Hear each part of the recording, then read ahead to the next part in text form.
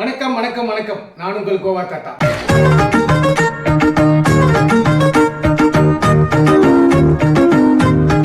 கோவா தாத்தா டைரியில் இன்னைக்கு என்ன பார்க்க போறோம்னா அரசியல் அவலம். அதாங்க பார்க்க போறோம். அரசியல் அவலமா? ஆமாங்க, ஒரு சின்ன இது. சரி, இப்போ எல்லா கட்சியிலும், அதாவது சின்ன இப்போ திமுக, அதிமுக, காங்கிரஸ், இந்த பாஜக, இந்த மாதிரிலாம் இருக்கு இல்லையா, அந்த அந்த அந்த கட்சிங்க, அது இல்லாமல் இந்த ஜாதி கட்சிங்க, இவங்கெல்லாம் அங்கே இருக்காங்க. இவங்களுக்குள்ளே அதாவது அந்தந்த கட்சிகளை இந்த உள்கட்சி பூசல், அதாங்க உள்கட்சி பூசல், இதுதான் எல்லா இதுலேயும் இருக்கும். ஆனால் காங்கிரஸில் தலைவிரிச்சாடும் எல்லா ஸ்டேட்லேயும் இருக்கும், அது எல்லாருக்கும் தெரிஞ்சுதான். ஆனால் எனக்கு ஒரு டவுட்டு, இந்த பாஜகவில் மட்டும் அந்த உள்கட்சி பூசல், அந்த கோஷ்டி பூசல் அப்படின்ற மாதிரி எனக்கு தெரியல. அதாவது வடநாடு சைடெல்லாம் பார்க்குறேன், எல்லாம் அவங்கவுங்க ஒரே இதுவாக தான் இருக்கிறாங்க. இது எப்படி சாத்தியம் ஆகுது? அப்படி அது எனக்கு ஒரு ஒரு மாதிரி எனக்கு அதிசயமாக தான் இருந்தது. ஏன்னா காங்கிரஸில் பார்த்தீங்கன்னா 80% இந்த உள்கட்சி பூசல், கோஷ்டி மோதல் இது நிறைய இருக்குது. தமிழ்நாட்டில் மட்டும் இல்லை, எல்லா ஸ்டேட்லேயும் அந்த மாதிரி தான். அது கரெக்டாக ஒப்பிட்டு மாதிரி வரல. ஆனால் அதுக்கு ஆப்போசிட்டாக இருக்குது இந்த பாஜக. என்னடா இது, எப்படி இது சாத்தியமாகுது? என்னவோ தெரில, இவங்க எல்லாம் ஒரு மனதோடு இருக்காங்களா அப்படின்னு கூட தோணுது எனக்கு. ஆனால் தமிழ்நாட்டில் இப்போது அது தலை தூக்க ஆரம்பிச்சிருக்கு. இது எனக்கு என்னடா இது, எப்படி ஒன்றும் தெரியல. எவ்வளோ நல்லா இருந்தது எனக்கு சொல்லப்போனால், இது தமிழ்நாட்டில் இந்த பாஜகவில் இப்போது கருப்பு ஆடு அப்படின்ற மாதிரி இருக்குது. இல்லை, எனக்கு என்ன தோணுதுன்னா, கருப்பு ஆடு இல்லை, கருப்பு மயிலுன்றாங்க. நான் விசாரித்த வரைக்கும், என்னுடைய கோவா தாத்தா இதில் பார்க்கும்போது, இந்த உள்கட்சி பூசலில் கருப்பு ஆடு இல்லை, கருப்பு மயில் தான் இருக்குது அப்படின்றாங்க. சரி, இது பார்ப்போம். அப்புறம் இப்போது நம்ம 18ஆம் தேதி மார்ச் 18, 24 அவர் நம்ம தமிழ்நாட்டு இந்தியன் பிரதமர் நம்ம நரேந்திர மோடி வந்தார் இல்லையா, ரோட் ஷோ பண்ணார் இல்லையா. அந்த ரோட் ஷோ முடிஞ்ச உடனே தமிழ்நாடு பாஜக தலைவர் அண்ணாமலையும் நம்ம மத்திய அமைச்சர் எல் முருகனையும் 2 பேரையும் நம்ம ஒரு கட்சிக்கு அவங்க கிட்ட போய் நீங்கள் பேசுங்க நம்ம கூட்டணி பற்றி அப்படின்னு அவங்கள அமுச்சு விட்டுட்டு மற்ற நிர்வாகிங்க, பாஜக நிர்வாகிங்களை கூப்பிட்டு அவர் ஒரு மீட்டிங் போட்டிருக்காரு. யார்? நரேந்திர மோடி. அவர் போட்ட உடனே அவர் எப்படி கட்சி சிலதெல்லாம் பேசிட்டு கடினமாக ஒரு சரியான ஒரு இது கொடுத்துருக்காரு. கட்சி உள்ள ஏன்னா உள்கட்சி பூசல் இருக்கவே கூடாது. அதாவது எப்படி சொல்கிறதுன்னா, உள்ளுக்குள்ளேயே அந்த ஆப்போசிட்டாக வேலை பண்ணுறவங்கள ரொம்ப கடினமாக பேசியிருக்காரு. கடினம்னா எந்த அளவுக்கு கடினமாக பேசியிருக்காரோ அந்த அளவுக்கு கடினமாக பேசியிருக்காரு. அப்போ தான் எனக்கு புரிஞ்சுது, ஓ, இவர் கண்டிக்கிறார். அதாவது உள்ள ஏன் இப்படி அண்ணாமலைக்கு எதிராக யாரும் அந்த ஆப்போசிட்டாக பண்ணியிருக்காங்க. இதை தெரிஞ்சுட்டு அவங்கள நேரடியாக கண்டிப்பாங்க. டோட்டலி எல்லாருமே கூப்பிட்டு யார் இந்த மாதிரி பண்ணாங்களோ அவங்கள கட்சி விட்டு நீக்கிடுவேன்னு சொல்லிட்டு சிறீராக ஆக்ஷன் எடுப்பேன் அப்படின்ட்டு பொதுவாக சொல்லி அவரை கண்டித்து வச்சிட்டார். எனக்கு மெயின் தமிழ்நாட்டில் அண்ணாமலை தான். அவங்களுக்கு அப்புறம் தான் நீங்கள் எவ்வளோ பெரிய ஆளாக இருக்கட்டும், சீனியர் கூட இருக்கட்டும், இல்லை புதுசாக சேர்ந்தவங்களாக கூட இருக்கட்டும், ஆனால் நான் அதை ஒத்துக்க மாட்டேன், கட்சியை விட்டு நீக்கிடுவேன்னு கண்டிஷனாக அவர் கண்டிஷன் போட்டார்.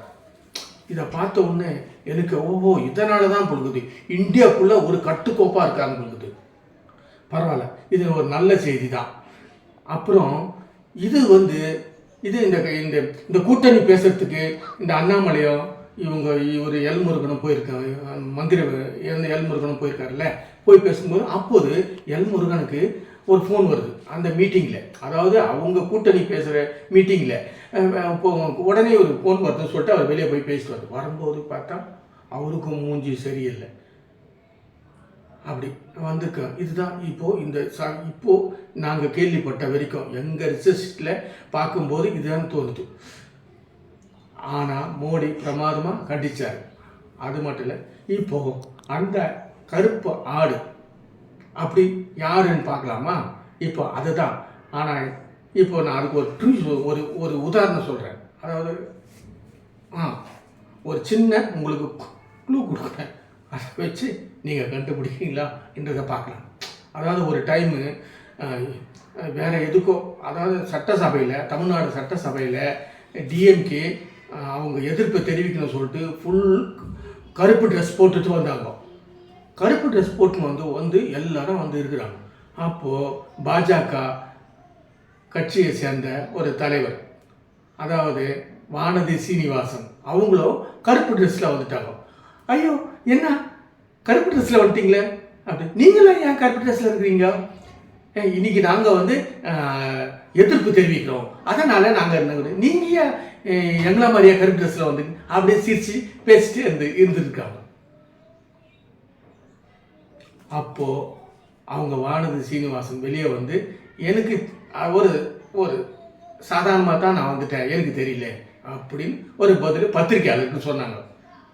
இதை நம்புகிற மாதிரியா இருக்குது. ஆனால் எனக்கு நம்பினாதான் சோறுன்னாங்க. நான் நம்பிட்டேன், ஜனங்களும் நம்பிட்டாங்க. அப்படி இல்லை. ஏன்னா ஒரு தலைவர் இருந்தால் நாட்டு நடப்பு தெரியாமையா வந்து கருப்பு ட்ரெஸ்ஸு போட்டுன்னு வருவாங்க? வந்துட்டாங்க. ஆனால் வந்தது இல்லாமல் இந்த மாதிரி சொல்கிறாங்க. சரி இருக்கட்டும், ஒரு நல்ல தலைவர் அவர். இப்போ அவங்கள பற்றி ஒரு சின்ன இது நியூஸ். அதாவது என்னடா நியூஸ்னா, இப்போது 2024 நம்ம 19ஆம் தேதி எலெக்ஷன் முடிஞ்ச உடனே என்ன அந்த ரிசல்ட்டெல்லாம் வந்த பிறகு, ரிசல்ட்டை வந்த பிறகு இவருக்கு, அதாவது வானதி சீனிவாசனுக்கு மத்திய அமைச்சர் பதவி தர்ற மாதிரி ஒரு சின்ன அரசியல் பிரசல், அதாவது கேரண்டியாக தெரியல, அது நடக்கலாம் அப்படின்ற மாதிரி பரவலாக பேசுகிறாங்க. அது எந்த அளவுக்கு உண்மை, எந்த அளவுக்கு அது புரளி என்று தெரியல. அதை பார்ப்போம், மீண்டும் பார்ப்போம். சரி, அது இன்னைக்கு இவ்வளோ தாங்க முடிஞ்சது. நாளைக்கு மீண்டும் சந்திப்போம். நாளைக்கு எனக்கு என்ன ஒரு தோணுதுன்னா, இப்போது எனக்கு வயசாயிடுச்சு, ஆனால் இருந்தாலும் எனக்கு உள்ளுக்குள்ளே ஆசை இருக்குது. அந்த கிரிக்கெட்டு விளையாடணும்னு. அந்த கிரிக்கெட்டை என்னால் விளையாட முடியல. ஆனால் கிரிக்கெட்டை பற்றி எனக்கு ஓரளவுக்கு தெரியும். அதாவது கபில் தேவ் என்னுடைய ரசிகர், அதை நான் ரொம்ப விரும்புவேன்.